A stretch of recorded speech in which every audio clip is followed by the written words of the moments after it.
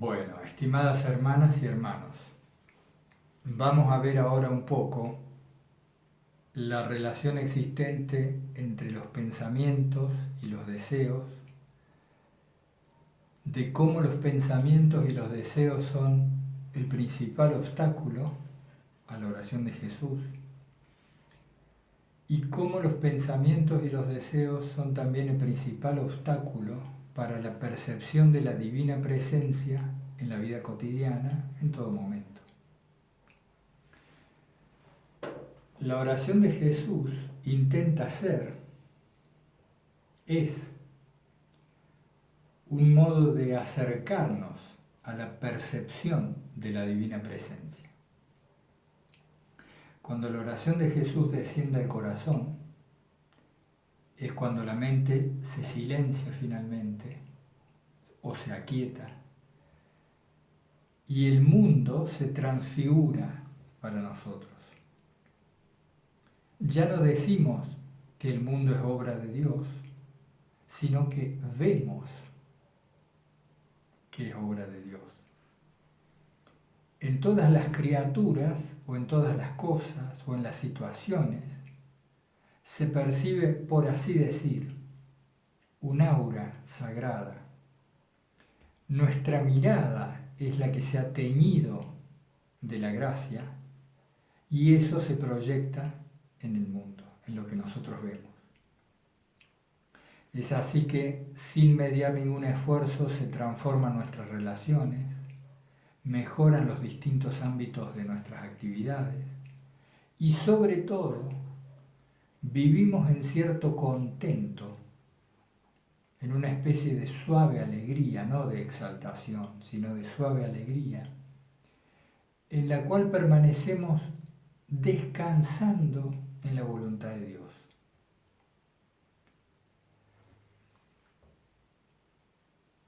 Entonces, a eso lleva la oración de Jesús, a la percepción de la presencia divina. Pero tenemos el gran obstáculo de los pensamientos que son alimentados por los deseos.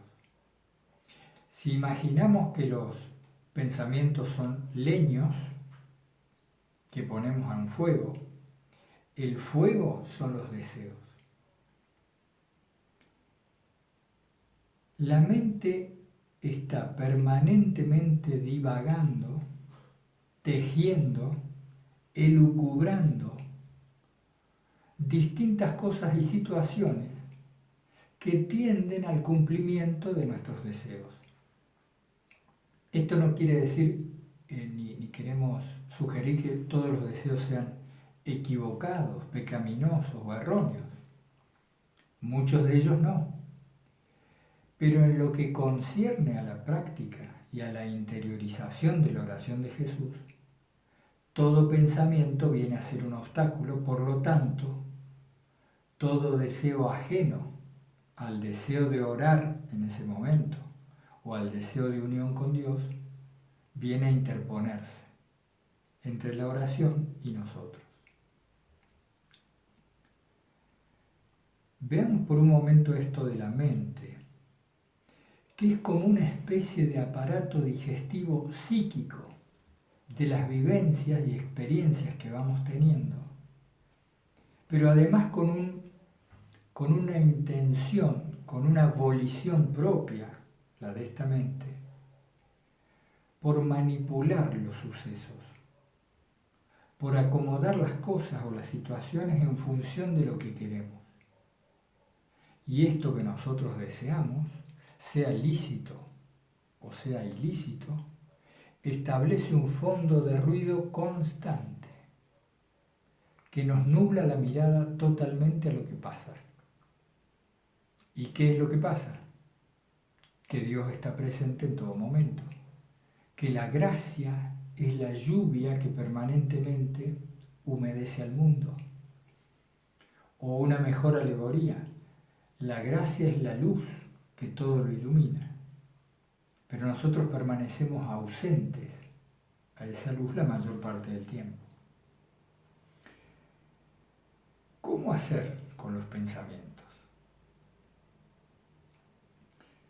no es luchando contra los pensamientos que uno se libera de ellos.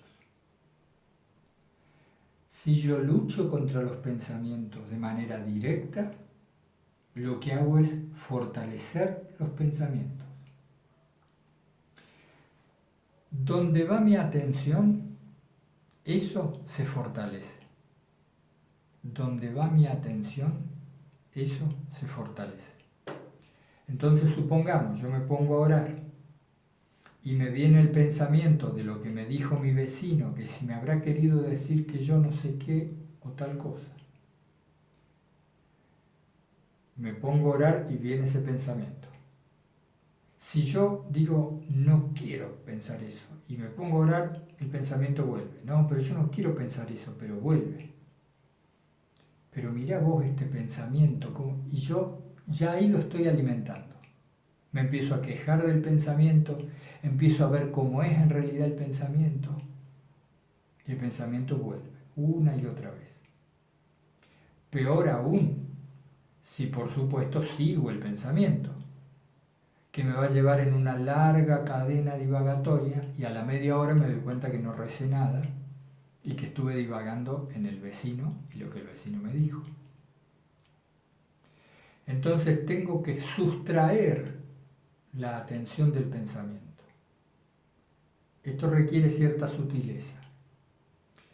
Uno tiene que tomar a los pensamientos como a las nubes en el cielo. Si yo salgo al patio, permanentemente pasan nubes, pero yo no las miro. Rara vez uno se detiene a admirar la forma de las nubes. Pero uno sabe que pasan, uno las ve pasar de reojo, pero uno está concentrado en el jardín o en lo que está haciendo. Del mismo modo hay que tratar a los pensamientos, sobre todo cuando uno está orando.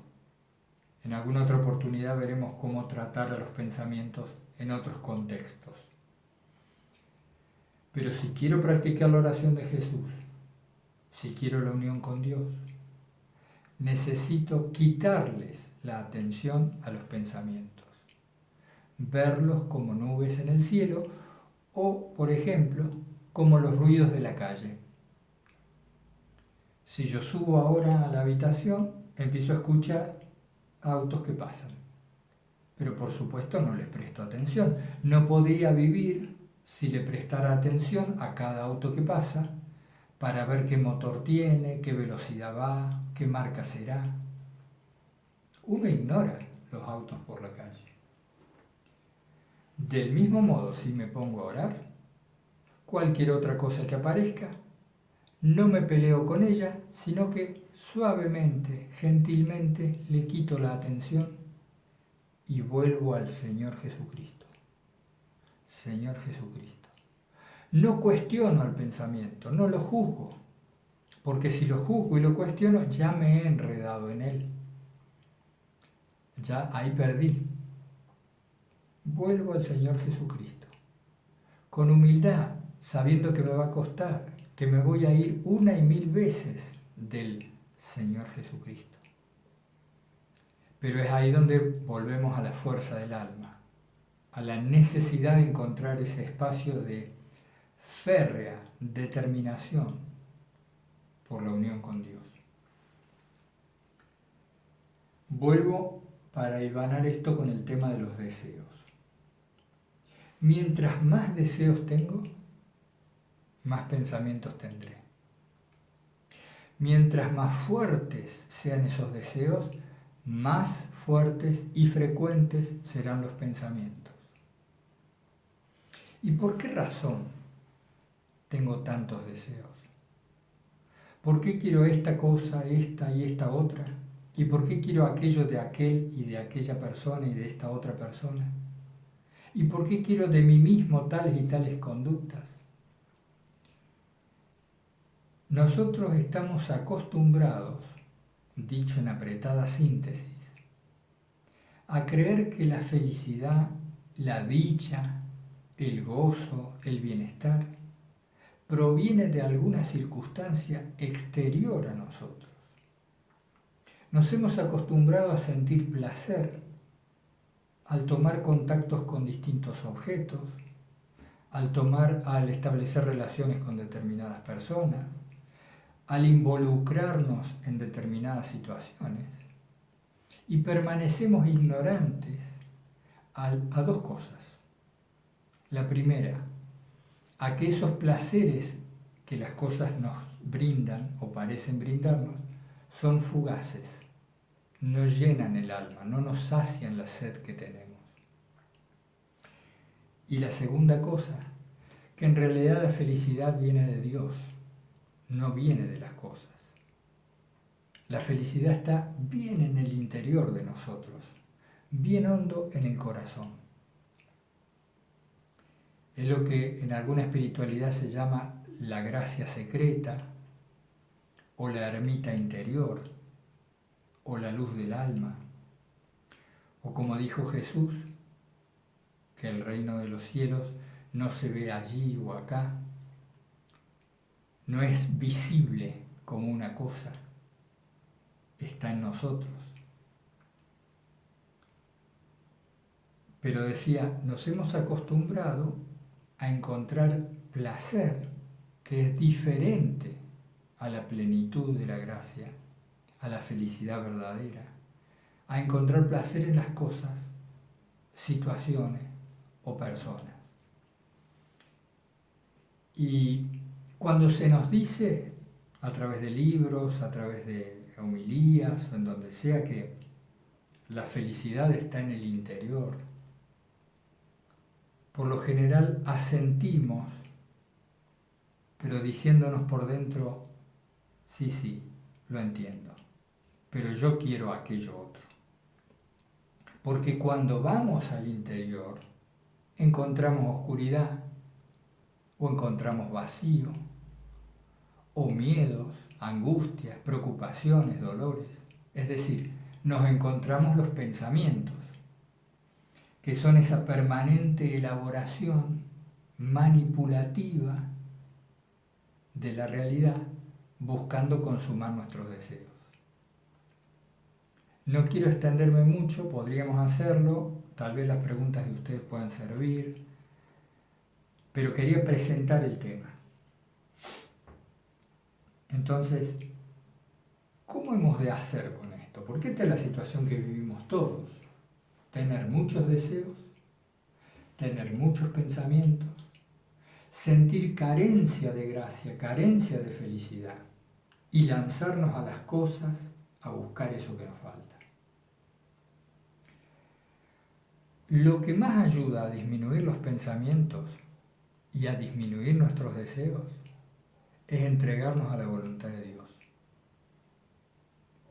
Si nosotros podemos progresivamente abandonarnos a su voluntad, si nos damos cuenta que en realidad lo que pasa en nuestra vida es lo que Él permite que pase para nuestra elevación espiritual, vamos a vivir más tranquilos, en un sereno contento y respondiendo a las situaciones de acuerdo a nuestra conciencia, a la referencia de los evangelios, pero sin ese grado de preocupación o de ansiedad que habitualmente marca todas nuestras acciones. Si me entrego a la voluntad de Dios, cuando viene el pensamiento de ¿cómo voy a hacer para pagar aquella deuda? Porque tengo que pagar esto otro y voy a ganar tanto. Voy a ponerme a ver cómo resolver el problema de la deuda, sin duda. Debo ponerme a resolver el problema de la deuda. Me siento con papel y lápiz a hacerlo. Pero lo voy a hacer desde la despreocupación de fondo del que sabe que Dios está con él, porque Él está con Dios. Si yo estoy con Dios, ¿qué problema hay? Con Él todo nos es posible. Mientras nuestra intención es recta, todo se resuelve. Si la intención es recta, todo se resuelve. Si entrego mis temores, mis angustias, mis preocupaciones a la voluntad de Dios, puedo ponerme a resolver esos problemas en otro marco, en un marco de mucha mayor despreocupación interior. Y esto hace que crezca la eficacia de mis acciones. Lo mejor de todo, que no me pongo tanto a pensar en qué hacer con esto o con lo demás allá, porque ya sé que Dios, en su voluntad, en su designio, lo tiene resuelto. Eso me libera de un montón de pensamientos. Y cuando tengo deseos lícitos, que yo digo, estaría bueno conseguir eso, puedo abocarme a conseguir esas cosas sabiendo también que depende en definitiva de la voluntad de Dios, no de mi acción. Mi acción debe ser hecha, pero todo va a depender de la voluntad de Dios. Entonces, sintetizando, en el marco de la entrega al divino designio, los pensamientos se aquietan y los deseos tienden a unificarse hacia el único deseo de permanecer con Dios. Este es un tema, por supuesto, mucho más extenso, que habría que desarrollar en cada parte mucho más, da para muchos libros, pero yo quiero presentárselos, sintetizarlo, en todo caso que lo sigamos conversando por distintos medios, porque si este tema se logra comprender en profundidad, el camino a la oración de Jesús y posteriormente el camino a la percepción de la divina presencia se hace mucho más fácil, mucho más fácil. Así que estamos viendo esto, ¿no? Ustedes también pueden reflexionar sobre sus propios pensamientos, sobre los deseos y cómo estos vienen a oponerse a la quietud de la mente y a la paz del corazón. Espero que me comenten, me digan lo que les parece, con total libertad, sin ningún problema, y lo vamos a seguir charlando. Muchas gracias.